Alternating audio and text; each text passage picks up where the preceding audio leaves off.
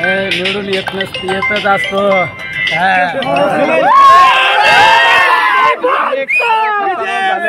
तुमच्या बद्दल अनेक गोष्टी बोलल्या गेल्या, आता आज काय वाटतं त्या सगळ्या? अभी कुछ नहीं बोलने का किसी को, जो होगा वही अच्छा ही होगा। नाही आता जायंट ज्याने कुणी काय केलं त्यांना लक लाभ लाभू। आता मला जनतेने निवडून दिलं ना, आता कोणाबद्दलच चुकीचं बोलायचं नाही। निलेश लंके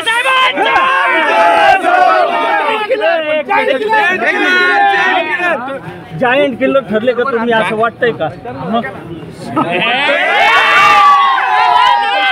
कुठेतरी अटीतटीची लढत मानली जात होती, बलाढ्य शक्ती समोर होती, गेल्या 2 महिन्यापासून संघर्ष चालू होता।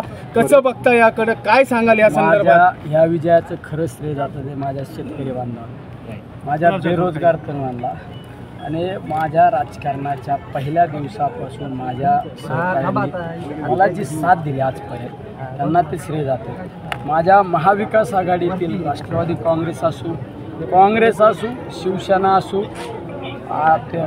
तुमचं कम्युनिस्ट असू, आम आदमी पार्टी असू, आमचे सगळे लोक इतके पळाले बिचारे, आज त्यांच्यामुळं हा विजय झाला। तर निलेश लंके शून्य, निलेश लंके शून्य। तुमचा काय अजेंडा आहे? अजेंडा काय लोकांमुळे अजेंडा निवडून आलेलो। आता पुढचा अजेंडा आज कुठंतरी तो दादागिरीची भाषा करण्याचा आरोप करण्यात आला आणि आज खासदार झाले। अजेंडा काय असणार आहे पुढे? लोक म्हणजे घाबरतात, काय त्याला काय नाही करायचे, दादागिरी करणाऱ्याला लक लाभ लाभू, कोणाला काय